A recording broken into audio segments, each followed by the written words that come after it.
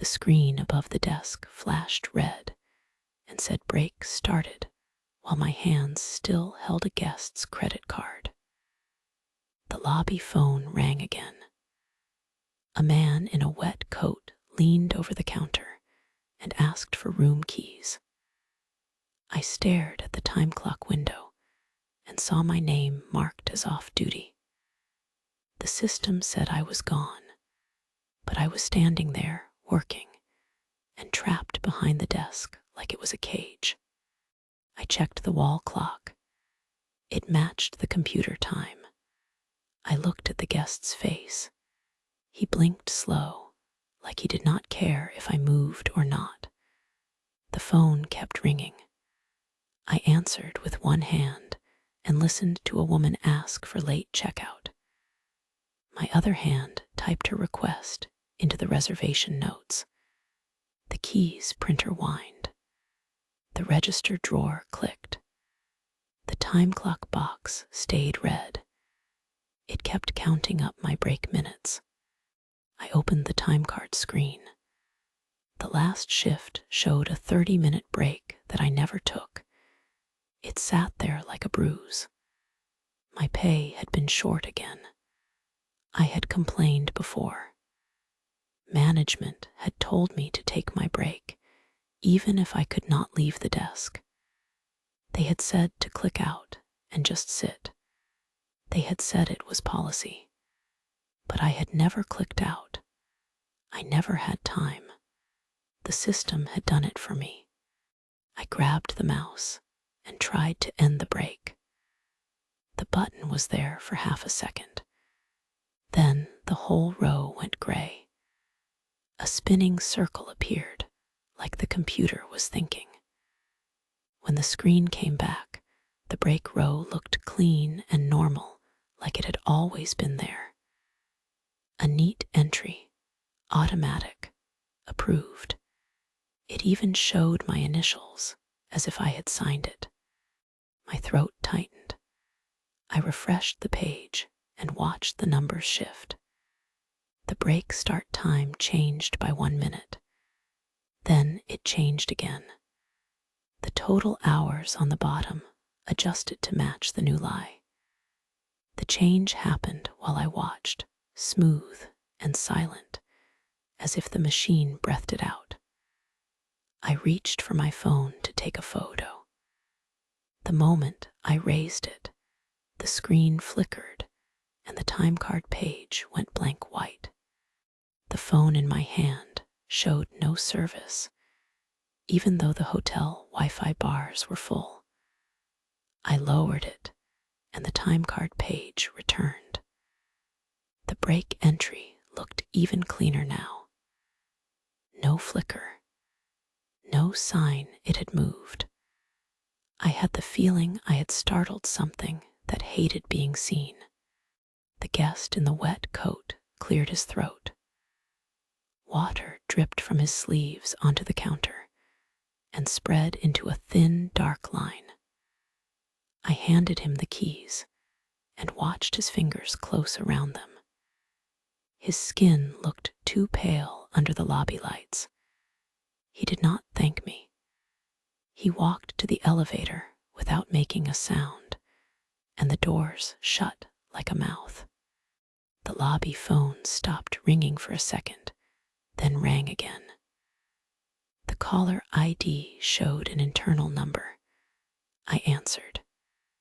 No one spoke. I heard only the soft hiss of a line left open, then a click, and the call ended.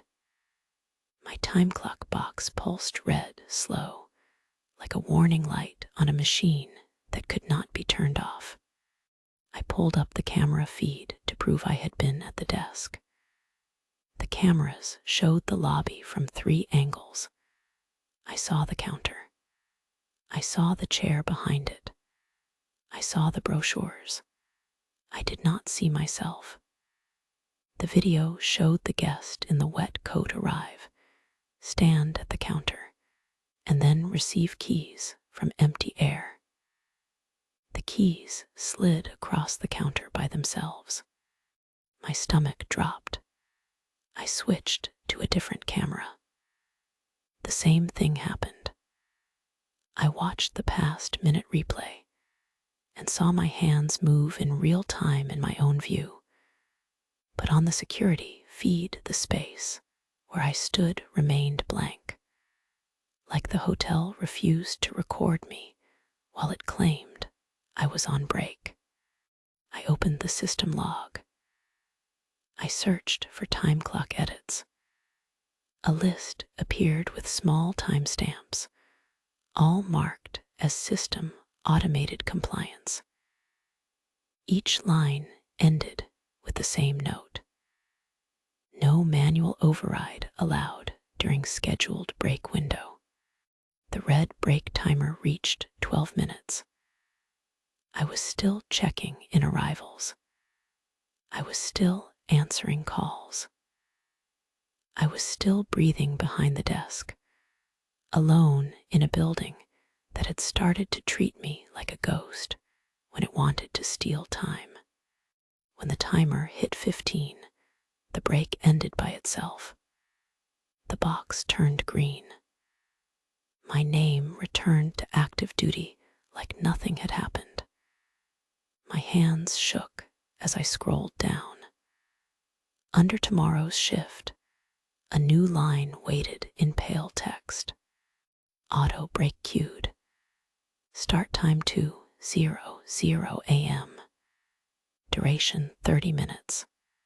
I carried my proof down the hall to the manager's office, while the carpet muffled my steps like it did not want sound to travel. The auto break line still sat in my mind, waiting at 2 in the morning like a trap. I held a notebook page with times, room numbers, and the exact minutes the system had marked me away. The hallway lights stayed on, but they felt dim, like they watched me instead of helping me see.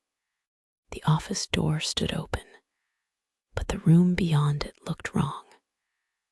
The desk lamp shone on a stack of unsigned forms that I knew had been signed last week. The computer screensaver showed the hotel logo, and the logo blinked once, like an eye.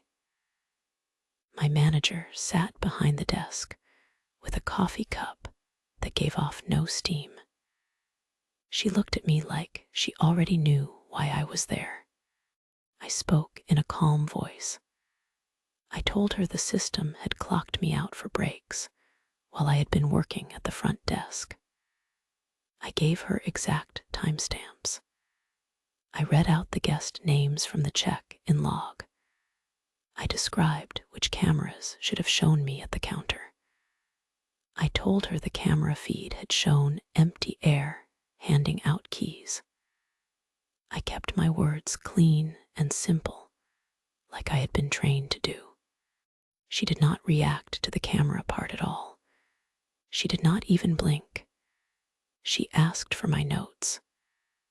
I did not hand them over. I placed them on the edge of her desk so I could pull them back. She looked down, then up, then smiled with no warmth. She said the time clock followed policy. She said the system inserted breaks to keep the hotel compliant. She said if I was too busy to step away, that was a staffing issue, not a payroll issue. I reminded her I worked alone and could not leave the desk. She nodded once, like I had confirmed what she wanted. I asked her to explain why my time card showed my initials approving the break. I told her I had not approved anything. Her smile widened a little. She said the system applied my initials automatically when the entry posted. She said I should have reported it earlier, in writing, through the correct channel. I told her I had twice. I told her I had the emails. She leaned back. The office chair did not squeak. Her voice stayed soft, but clean. She said I needed to stop making accusations. She said I was creating a hostile tone. She said payroll issues made corporate nervous, and nervous people made changes. Then she looked past me at the open door and said, almost like a comment to the air, that front desk clerks were easy to replace. The hallway behind me felt colder. I turned my head and saw the office door start to swing inward on its own. Slow, quiet, like someone unseen had pushed it with one finger. I looked back at her. She watched the door close as if it was normal. When it clicked shut, the sound felt final. I kept my voice steady. I asked for access to the time clock audit log. I asked for a printed copy of the break policy with signatures. Her eyes narrowed for the first time. She said policies were available on the employee portal. She said I should not waste time with paperwork during shifts. She said I needed to focus on guest service. I asked if she wanted me to keep working through breaks while the system removed pay. She tapped a pen on the desk, slow and even. She said I should do my job. She said the hotel needed team players. Then she added one more thing, still soft. She said if I could not handle the pace, she could find someone who could. I understood then that arguing would never win. The rules were a weapon, and they held the handle. I took my notes back and stood up. I told her I would follow the law exactly from now on. I said if the system marked me on break, then I would not work. I would not answer the phone. I would not check in guests. I would not touch the keys. I would take the break the system claimed I took. Her face stayed still, but her eyes sharpened. She said that would be insubordination. I told her it would be compliance. I told her an unpaid break was not work time. I told her I would be off duty because the hotel said I was off duty. The room stayed silent for a long moment, and in that silence, I heard a faint ticking sound, like a clock hidden inside the walls. I left the office and went straight to the back printer station near the supply closet. The employee portal loaded slowly, as if it resisted me. I found the break policy. I clicked print. The printer hesitated, then groaned like it had been forced. A sheet slid out with dark ink and a clean signature line at the bottom. Her name sat there in sharp letters. I folded the paper and slid it into my pocket. At the same moment, the lobby lights above the front desk flickered once, then twice, like a warning that the building had noticed what I had taken. At 1:59, the time clock box turned yellow on my screen, like it waited for a signal. I stood at the front desk and watched the seconds fall. My hands stayed still on purpose. I had the policy in my pocket. I had my notes. I had the law printed in plain words. At 2:00, the box snapped red and said break started, and I did what the hotel had always pretended I did. I wrote a sign in thick marker and set it on the counter facing the lobby. I wrote that I was on an unpaid break and would return in 30 minutes.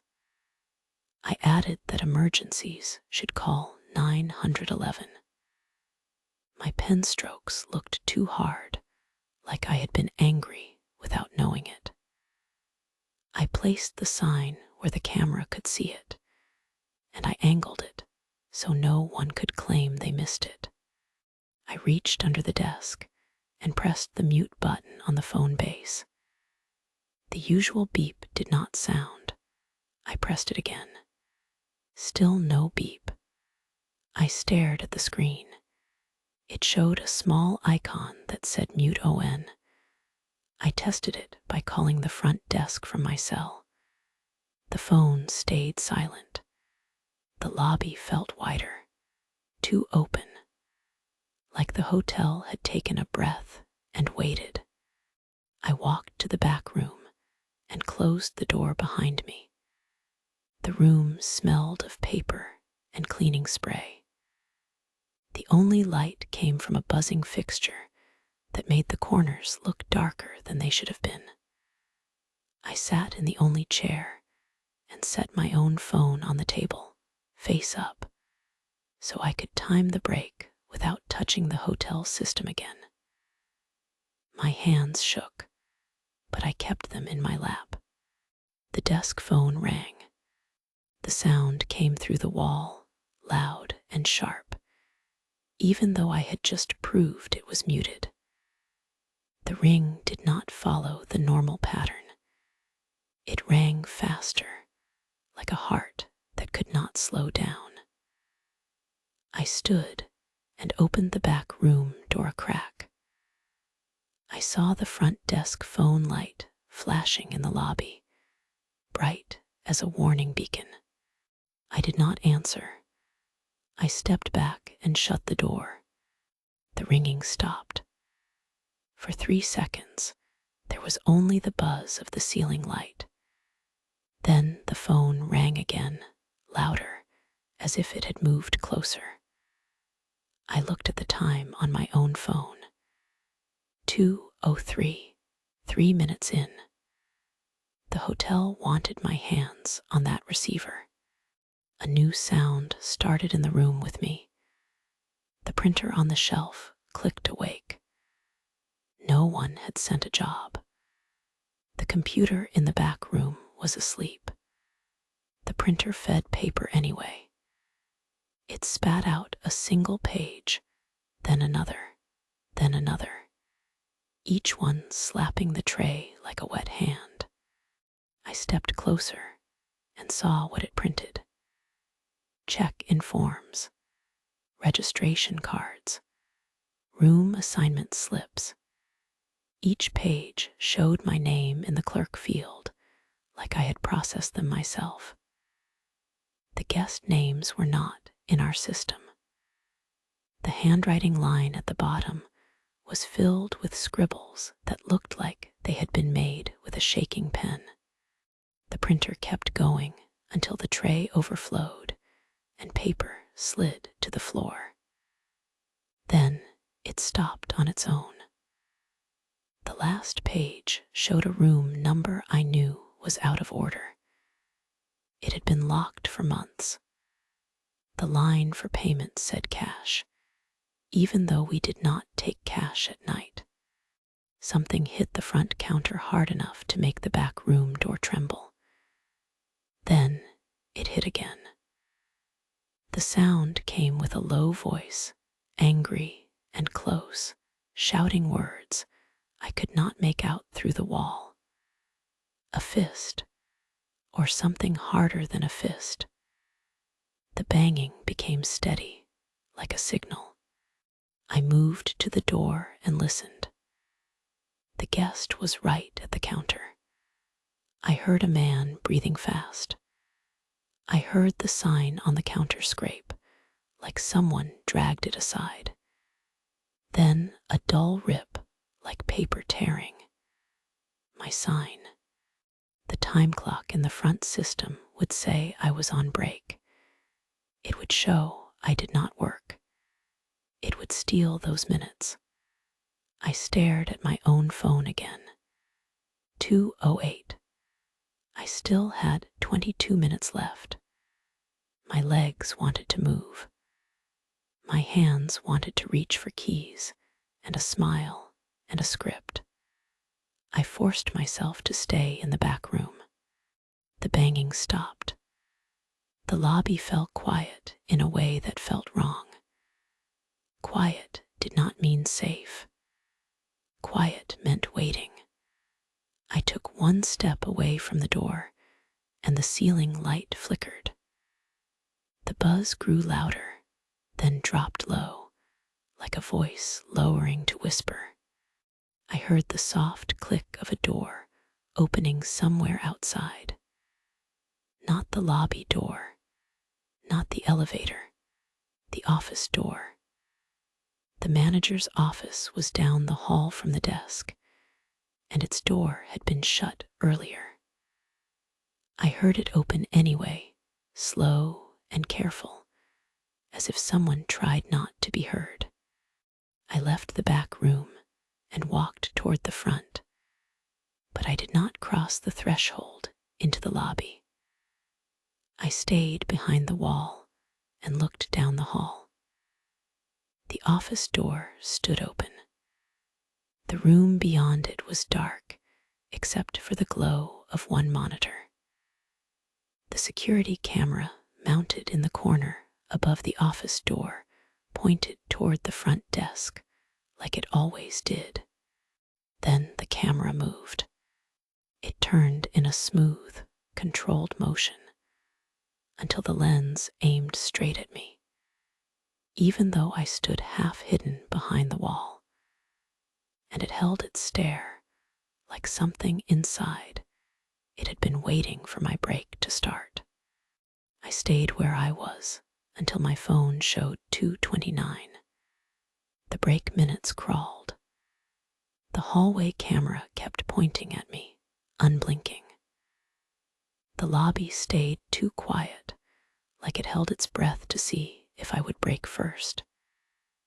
At 2:30, my phone timer ended. I walked back to the desk and let my shoes sound on the tile so the cameras would catch every step. The sign I had written was gone. Only a torn corner stayed under the pen cup. The phone light blinked hard like it was angry. A man stood at the counter with his hands flat on the surface, as if he owned it. He wore a dark jacket that looked dry, even though the night outside had been wet earlier. His eyes fixed on my face as soon as I stepped into view. He said he had been waiting. He said management told him I would be available no matter what. He leaned closer and spoke slow, like he wanted each word to land. He said he paid for a room and did not care about my break. He said he was not going to stand in a lobby like a child. I told him I had returned. I told him I could help now. My voice stayed even, but my throat felt tight. I opened the reservation screen and asked for his name. He did not give it. He said the manager already told him my name. He said she told him I had a habit of hiding in the back when guests needed me. I felt heat rise in my face. I thought of the closed office door. I thought of the camera turning toward me. I told him the hotel system had marked me off duty for 30 minutes, and I had followed policy. I said it was required. I said it was documented. The man smiled at that, a small smile that did not reach his eyes. He repeated my words back to me. Not the policy part, the private part. He said in my own calm tone that an unpaid break was not work time, and I would be off duty because the hotel said I was off duty. I froze with my hands above the keyboard. I had said that in the manager's office. I had said it again in the back room, alone, to keep myself steady. I had not said it at the desk. I had not said it to any guest. The man watched my face like he waited for the moment I understood. I asked him how he knew that. He tilted his head. He said the hotel heard everything. He said walls were thin. Then he added that the manager told him I liked to quote rules, so he learned the rules too. I pulled up arrivals and searched every reservation. His name was not there. I asked again. He finally gave a last name, soft and careful, like he tasted it before speaking. I typed it. No match. I asked for an ID. He slid a card across the counter. It looked like a driver license, but the photo was blurred, as if the face had moved during the picture. The birth date field was blank. The address line held only the hotel street name. I handed it back and told him I could not check him in without a reservation or valid ID. He did not get angry. He looked pleased, like he had wanted me to say no. He said the manager would fix it. He said she promised.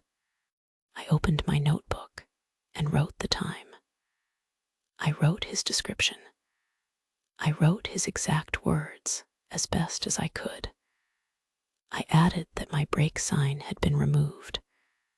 I added that the phone rang while muted and the printer produced forms without input.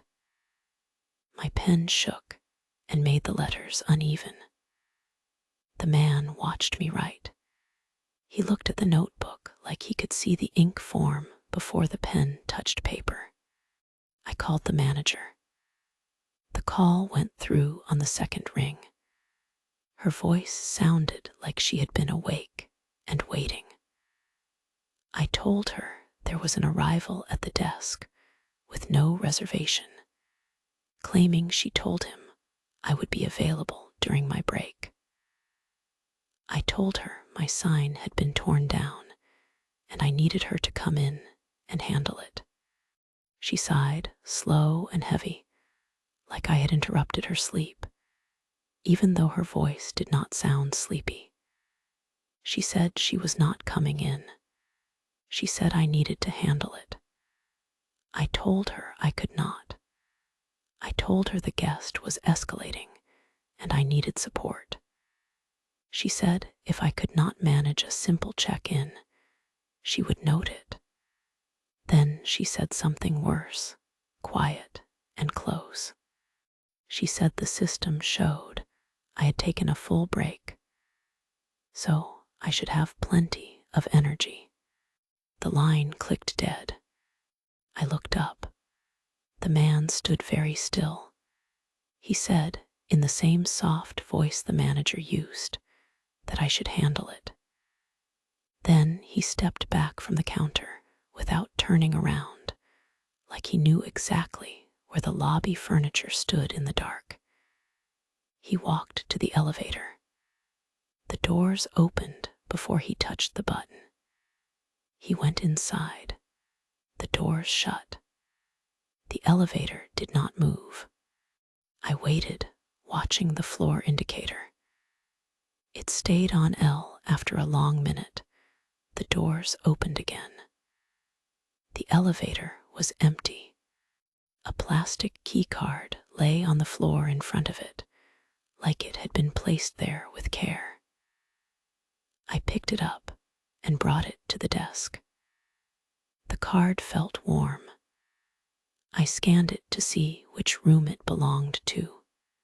The system beeped once and displayed a room number that did not exist in any wing, on any floor, in any map the hotel had ever shown me. The moment the lobby calmed, I opened payroll again. I did not feel safe waiting for morning. The key card with the impossible room number sat beside the keyboard like a threat.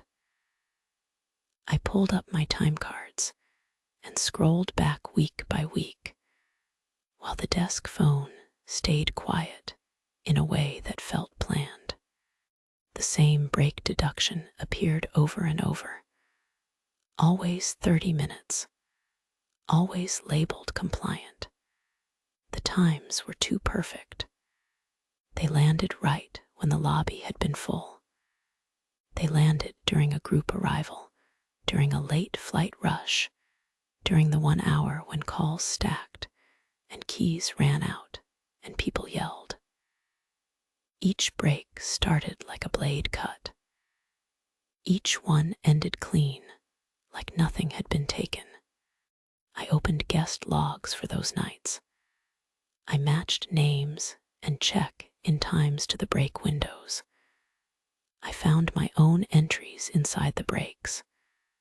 Room assignments, rate overrides, notes I remembered typing while my stomach hurt from stress. The system claimed I had not been there, yet it kept my work. It kept the profit. It removed my pay. I clicked the export button. I chose a date range for 3 months. I watched the progress bar crawl. When it finished, a file saved to the desktop. The name looked normal. I double-clicked it. The file opened as a blank page. I tried again. The second file opened, then filled with random symbols and broken words, then closed itself. When I reopened it, the report looked clean, but the total hours were wrong. Whole chunks of time were missing. The break rows stayed. The work around them faded away, like someone had rubbed the pencil marks off a page. I exported 1 week only. It saved. It opened. It showed my shifts, but the minutes at the start and end of each break had changed. The break began earlier now, so it did not overlap the busiest check-ins anymore. The system had corrected the story. It had moved the wound so it could pretend it was not there. I refreshed the time card screen. The break start times on the main page changed to match the export. I stared at the numbers and felt cold spread across my back. The edits happened without any notice. No audit note. No manager initials. Just a smooth rewrite, like the hotel had decided what memory was allowed. I pulled the security feed again, searching for those old busy nights. The camera archive loaded in slow blocks. When I clicked on a time that should have shown a line of guests, the video played in silence with the lobby almost empty. People appeared in one frame and vanished in the next. The counter stayed clean. The doors did not open. It looked like the hotel had erased the rush itself. My hands tightened into fists. I stopped trusting the screen. I took a yellow notepad from the drawer and wrote at the top in heavy letters, "Break theft log." I wrote the date and the exact time the system had forced the break. I wrote what I had been doing at that moment. I wrote guest names and room numbers. I wrote the caller ID when the phone rang. I wrote the printer forms that had come out on their own. Then I started photographing clocks. I took a picture of the wall clock behind the desk.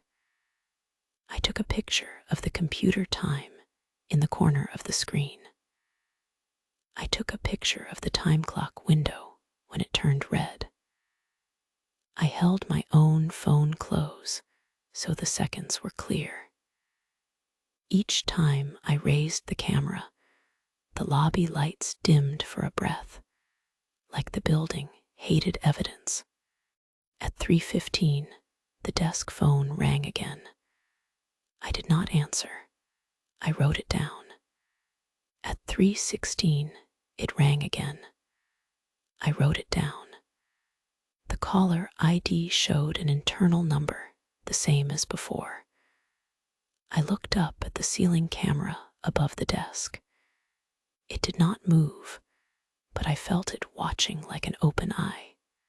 I printed my time card page to paper. The printer hesitated, then obeyed. The sheet came out warm. I set it on the counter and compared it to what the screen showed. For a moment, they matched. Then the screen refreshed by itself. The break start time moved back 2 minutes. The paper did not change. I held the paper like it was the only solid thing left in the building. Near the end of shift, I ran the night audit report. I needed the daily closeout for the binder. The report should have been routine. It should have shown my name once, my shift hours, and the day totals. My name appeared twice. The first line showed me active for the whole shift, with normal totals. The second line showed the same name again, but the status field read on break. The start time matched 2:00. The end time was blank. It did not say 30 minutes. It did not say approved. It said on break, and it stayed that way, like part of me had never come back. When I arrived for my next night shift, a new sheet of paper waited on the front desk keyboard. It listed procedure changes in short lines. New time clock code required. New sign in for the reservation system. No personal phones at the desk. No handwritten notes visible to guests. Report all break issues to management only. The last line said failure to follow procedures would result in corrective action.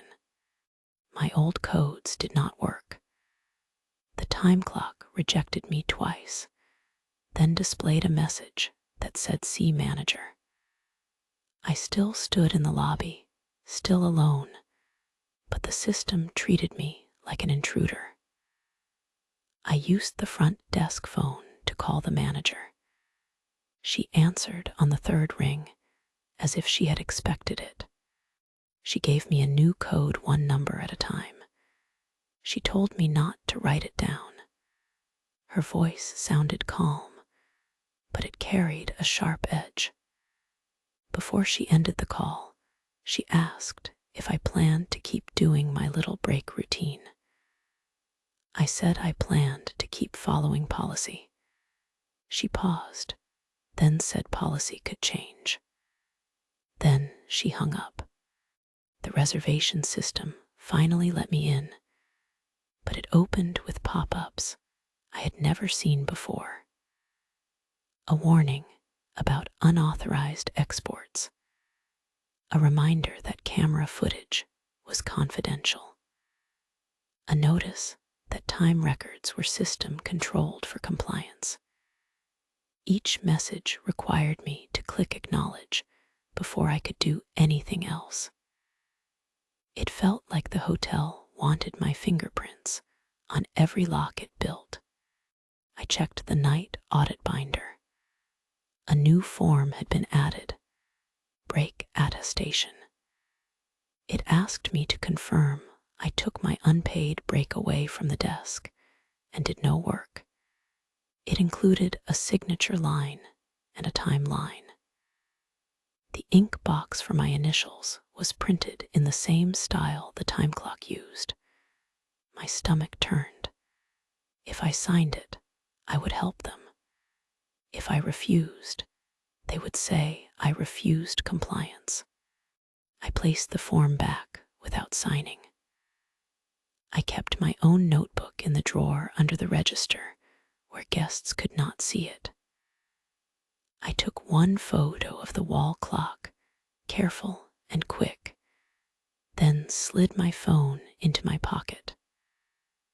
The lobby lights dimmed for half a second, like the building noticed and did not like it.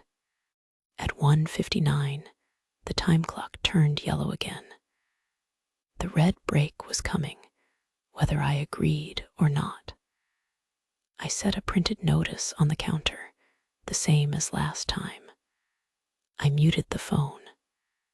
The mute icon appeared. I tested it with my cell again. The desk phone stayed silent. I felt a small relief that did not last. At 2:00, break started appeared. I walked to the back room and closed the door. I sat in the chair with my phone timer running. I did not touch any hotel device. The buzz of the ceiling light sounded louder than before, like it carried a hidden message. The lobby phone rang anyway. It rang through the wall, loud and fast, and the sound made my teeth ache. It did not stop after 5 rings.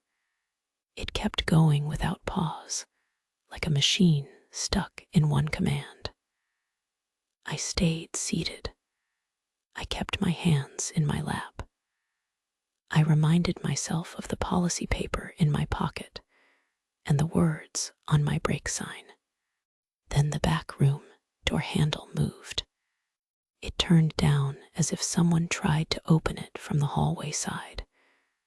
The door did not open. The handle released, then turned again, harder. The latch clicked, but the door stayed shut. I stood and stepped closer. I reached for the handle from my side and turned it. It did not move at all.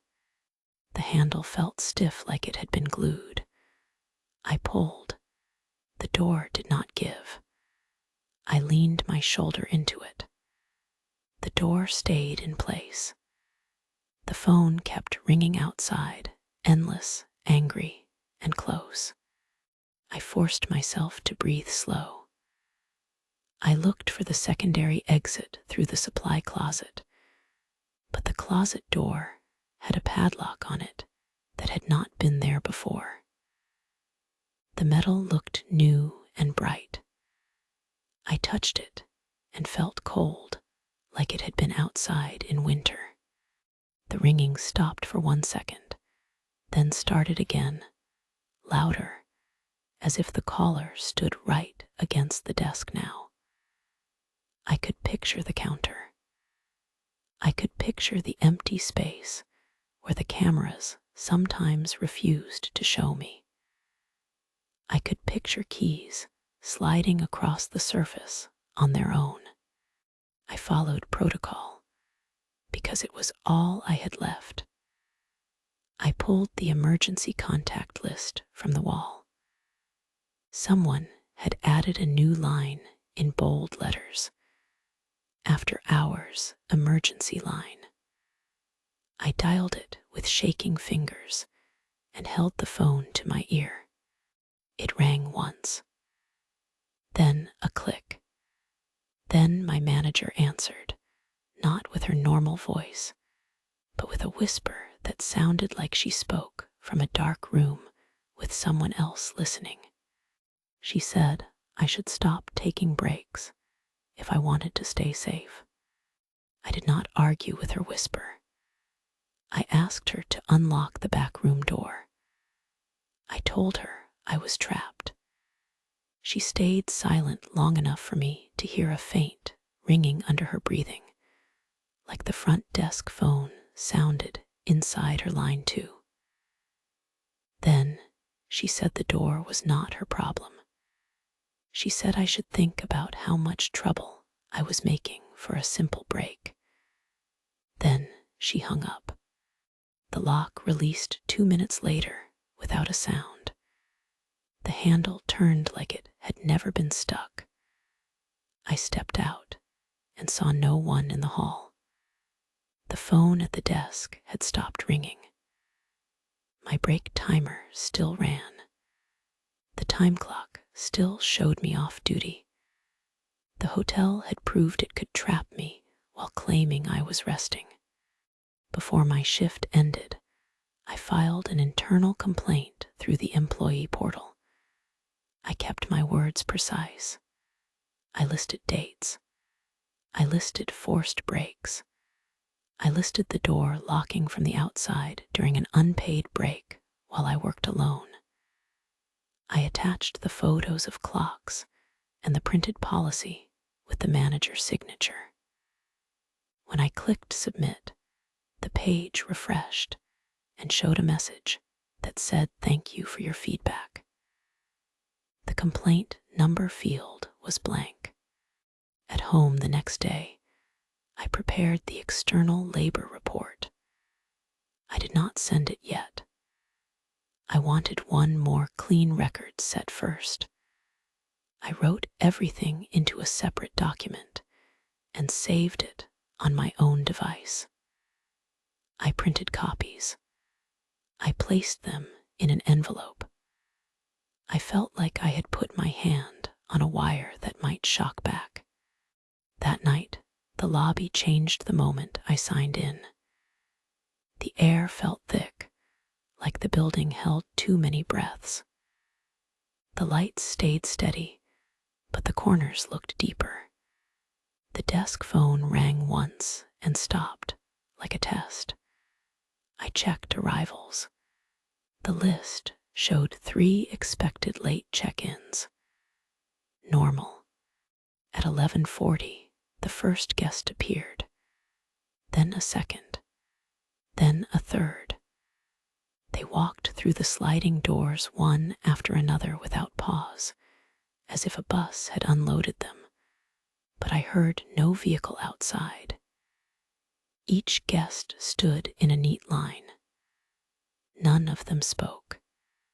They watched my hands and waited. I started the first check-in. The reservation system froze for 1 second, then snapped forward. A new booking appeared while I stared at the screen. Then another. Then 5 more. Rooms filled in blocks like someone poured them into the system. The booking times all read 11:41, even though the clock on the wall still showed 11:40. I checked the booking source. It said direct desk. I had not made them. The notes field contained one sentence, repeated again and again. Front desk clerk will assist. The guests did not show impatience. They showed certainty. They stood like they belonged to a process, and I was a part of that process. I glanced toward the lobby camera. The small red recording light blinked, then went dark. I tried to issue keys for the first guest. The key machine whined and spit out a card. I encoded it. The system beeped success. The guest took it and walked away. 10 seconds later, he returned and placed the card on the counter. He said it did not work. His voice sounded flat, like he read a line. I issued another card. Same beep. Same result. He returned it again. The second guest stepped forward and held out a hand, as if he expected his card too. I looked at the machine. The card stack inside had shifted. It looked full, but when I pulled one card out, it was blank plastic with no magnetic strip. The machine started feeding cards by itself, one after another. Blank, blank, blank. They slid out and fell to the floor. The printer joined in, clicking awake.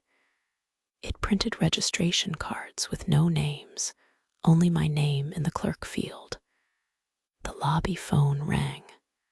I muted it. It rang anyway. more guests walked in. The line grew. The reservation system kept filling. The room rack turned solid red, as if the hotel had sold every room in 10 minutes. I checked house status. Many rooms displayed as clean and ready, even though I knew they were out of order or long occupied. The system wanted me to assign keys to people it had just created. I thought of my breaks. I thought of the camera that turned to watch me. I thought of the manager whispering about safety. The hotel did not want compliance. It wanted constant service. It wanted a body at the desk at all times, not for guests, for it. I stepped back from the keyboard for 1 second to clear my head. The guests shifted as one. They did not advance, but their heads turned together, following my movement, like a group of cameras tracking. The lobby phone rang again, louder, faster. The sound filled the space until my eyes watered. I understood then that every forced break was not just theft. It was a test. The hotel needed me working while it claimed I was not. It needed my presence without my rights. I moved to the wall cabinet near the desk where the fire alarm panel sat. I did not know why I went there. Maybe I wanted a different kind of authority, something outside payroll and keys. The panel screen glowed a dull green, then flashed yellow. A new trouble code appeared with no sound. Front desk presence. I could not carry it alone anymore. The hotel already had my name twice in the system. It had locked me in a room and called it a break. It had filled the lobby with guests that felt like a command. I needed other people to say they saw it too, so it could not erase me in private. I found Maria from housekeeping near the laundry door while she loaded carts. I asked her one clear question. I asked if her pay ever showed breaks she did not take. She stared at the floor for a long time. Then she said she always took her breaks. Her voice sounded practiced. I asked what time she took them. She opened her mouth, stopped, then shook her head like she had water in her ears.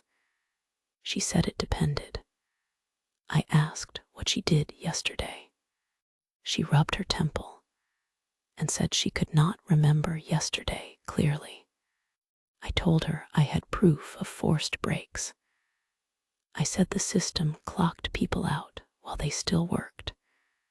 Her eyes widened for a second, then narrowed again. She said she did not want trouble. She said management watched hours closely. Then she said something that made my stomach drop.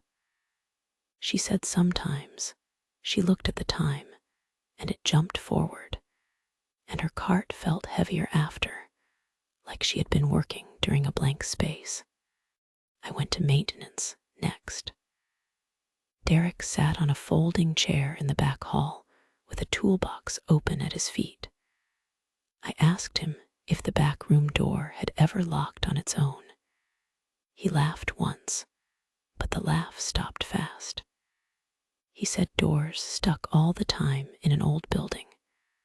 I asked if the lock ever clicked from the outside while he was inside.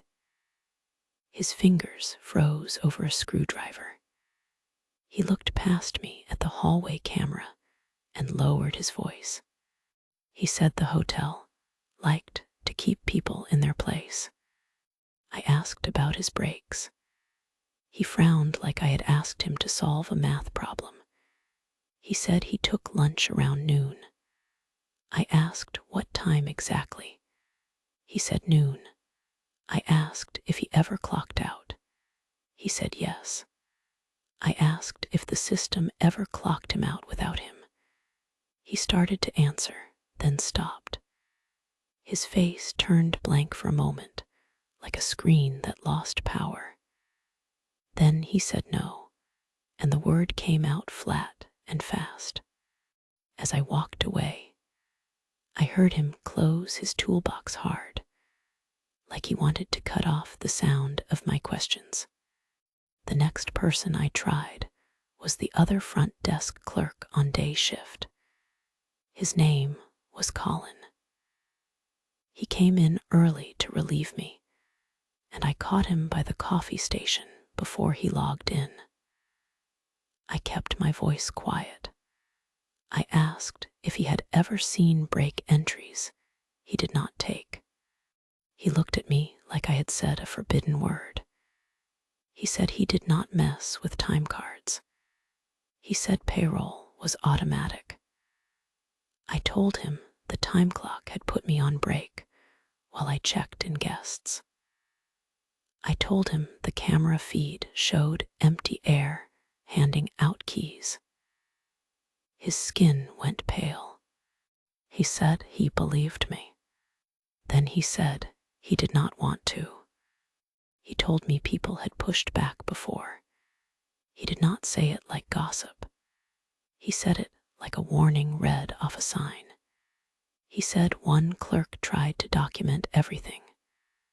That clerk started to forget small things, like where he put his keys or whether he had eaten. Then he forgot larger things, like which nights he worked. He came in once on his day off and sat at the desk with his badge in his hand, staring at the time clock screen like it had his name trapped inside it. Colin swallowed and looked toward the lobby, as if he expected someone to step out of the air. He said that clerk did not last. He paused, then added that not all of them quit.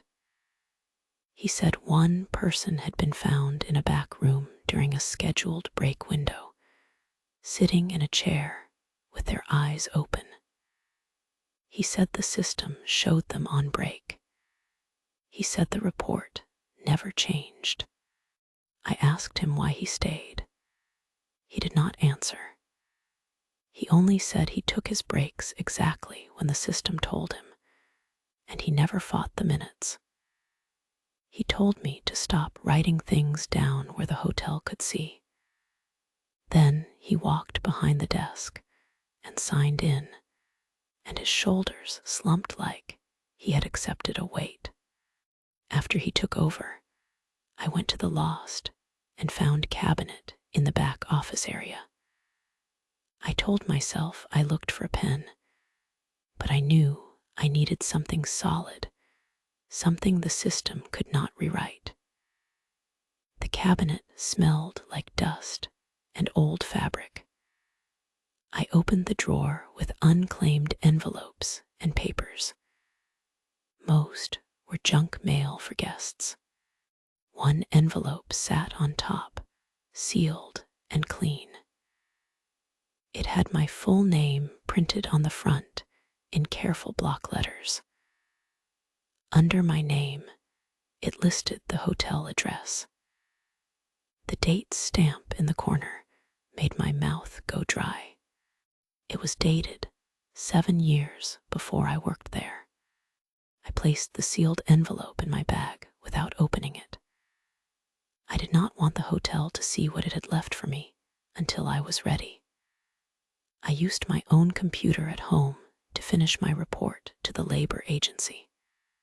I attached my photos, my handwritten log, and the printed break policy with the manager's signature.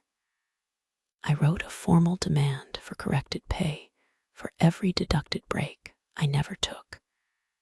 I kept the language clean and legal. I printed 2 copies of everything, one set for management, one set for the agency. I arrived early for my next shift and set the papers on the counter in plain view, not hidden, not whispered.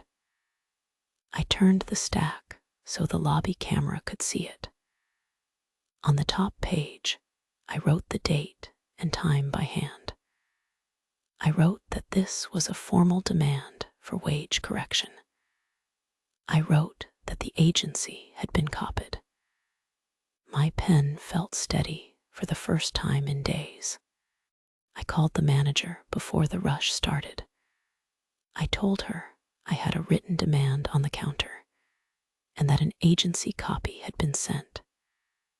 I told her I would take my unpaid break exactly when the system scheduled it and that I would not work during it. I told her she could cover the desk for 30 minutes or put in writing that she refused. I did not raise my voice. I did not argue. I spoke like I read a script. She stayed silent for a moment. Then she said I was making a mistake. She said corporate did not like threats. I told her it was not a threat. I told her it was a request for lawful correction. I told her I would need her signature. Then I ended the call. The first guests arrived at 1:45, earlier than usual. They walked in with suitcases and tired faces. The phone started ringing with outside calls and room calls at the same time. I worked fast, but I did not cut corners. I wrote each transaction time in my notebook. I photographed the wall clock once more. The lobby lights flickered, then steadied, like the building held itself still to listen. At 1:59, the time clock box turned yellow. I took a breath and placed a fresh sign on the counter. It said I was on an unpaid break from 2:00 to 2:30 and would not be available. It said the manager had been notified. I set the sign beside my stack of legal papers so no one could pretend they did not see it. At 2:00, the time clock snapped red. Break started. I stepped back from the keyboard. I lifted my hands away from the phone. I smiled once at the line of guests and said I would return at 2:30. I pointed at the sign. I did not apologize. I walked to the back room and left the door open so it could not lock me in again without witnesses on camera. The lobby reacted like a machine that had lost its part. The phone rang and rang. The printer clicked and printed blank registration cards. A guest shouted my title, not my name, like I was a button that had failed. Someone hit the counter with a palm. I stayed in the back room doorway where the camera could see me not working. I sat in the chair and kept my hands in my lap. The reservation system chimed on its own. New bookings appeared, one after another, all marked direct desk. The key machine fed cards and stopped, then fed again, as if it tried to keep the desk moving without me. The guests in line shifted closer, not to the desk, but toward the edge of the counter, like they wanted to cross into my space. At 2:10, the front desk phone switched to a higher ring, the emergency ring used for management calls. It should not have done that while muted. It did it anyway. I did not touch it. I wrote the time down. At 2:15, the manager arrived. She came through the sliding doors with her coat half on, hair pulled back too tight. Her face looked red with anger. She did not look at the guests first. She looked at me in the back room doorway.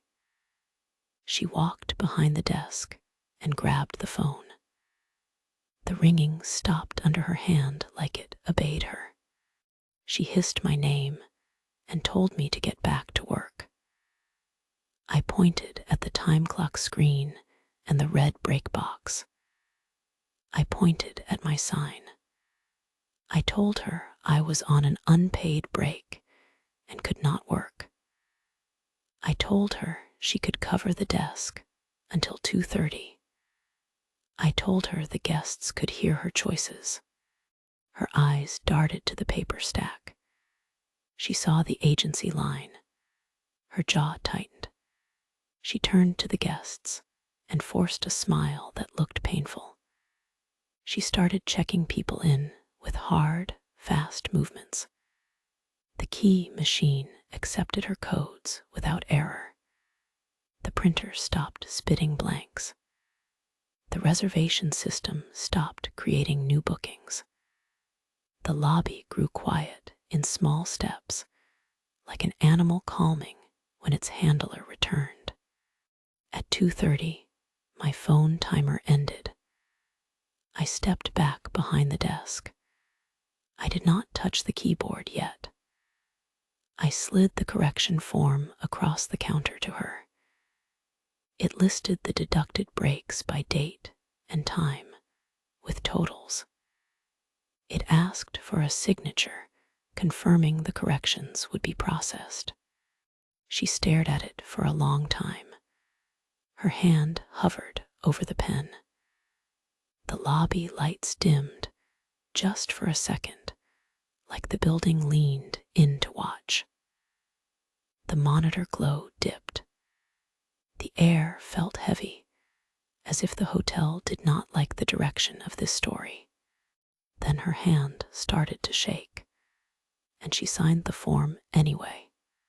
The agency email arrived the next afternoon.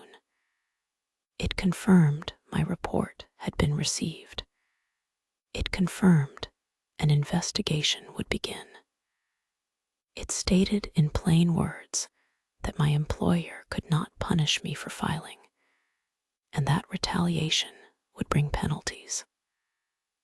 I read the lines again and again until they felt real. The message did not promise safety, but it promised consequences. Management changed tone on paper within hours. A new memo appeared in the portal. It stated breaks would be taken only when coverage was present. It stated time records would be reviewed for accuracy. It stated employees should report issues to payroll. The manager even sent me a short email that said thank you for bringing concerns forward. Her words looked polite, but they felt like a thin sheet placed over a hole. That night, the lobby waited for me. When I logged in, the time clock accepted my code too quickly, like it had been hungry. The screen displayed my shift as normal, but a second line flashed under my name for a fraction of a second. On break, I blinked and it was gone. I opened the time card page and checked. No break yet. The schedule said none until 2, same as always. I kept my notebook open and my phone in my pocket ready. The cameras felt different. I could not explain it with angles or lights. It felt like they lingered. When I moved, the small motion tracking boxes on the monitor followed me too smoothly, like hands sliding over glass. I pulled up the office camera feed and saw the lens already aimed at the front desk. I had not touched the controls. The green light on the camera blinked, slow and steady, like breathing. At 1:30, no guests came in.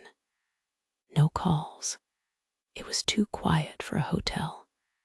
The air smelled clean, like someone had scrubbed away life. I used the empty time to gather my records into a folder. Printed policy with signature. Correction form copy. time card prints that did not match the screen, photos of clocks, my handwritten log. I slipped the sealed envelope from Lost and found into the folder too, still unopened. It felt heavier than paper. At 1:58, the time clock box turned yellow again. My stomach tightened, but I did not move. I watched the seconds tick down. The box snapped red at 2:00. Break started. I had not clicked anything. I stared at my hands on the counter, still visible on camera.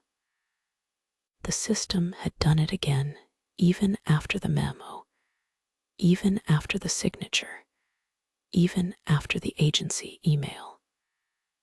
It wanted to mark me absent while keeping me trapped in the same chair. The building did not care about law. The building cared about presence. The phone rang once. It stopped. The printer clicked. It stopped. The lobby doors did not open. The hotel held itself in a tense pause, like it waited to see if I would work during a break it forced on me. I stood up and stepped away from the desk. If it said I was on break, then I would not be at the desk. I walked to the back room, leaving the front fully unattended. I set the break sign up again, calm and public. I started my timer on my own phone. The hallway camera turned toward the back room door. I saw it on the monitor through the crack in the wall. It tracked me with a clean, smooth movement. The lens seemed to settle, like an eye focusing. I did not get locked in this time. The door stayed free. The phone did not ring endlessly. The guests did not appear. Instead, the building went still in a deeper way. The lights did not flicker. The air did not move. The silence felt deliberate, like it was listening from inside the walls. At 2:30, the break ended on the screen by itself. The time clock box turned green. When I returned to the desk, the red line was already posted into my time card as if I had chosen it. I opened the audit log. It displayed one entry: System Automated Compliance. I felt a slow certainty settle in me. Management might fear the agency, but the hotel did not. The hotel would keep doing this until someone stood at that counter and worked through unpaid time again. If I stayed, it would keep trying to split me into two names, two records, one working and one missing. At the end of my shift, I did not wait for another meeting or another memo. I left a resignation letter in the manager office slot. I kept it short. I stated my last day. I stated I expected full correction per the signed form. I took my folder of records with me.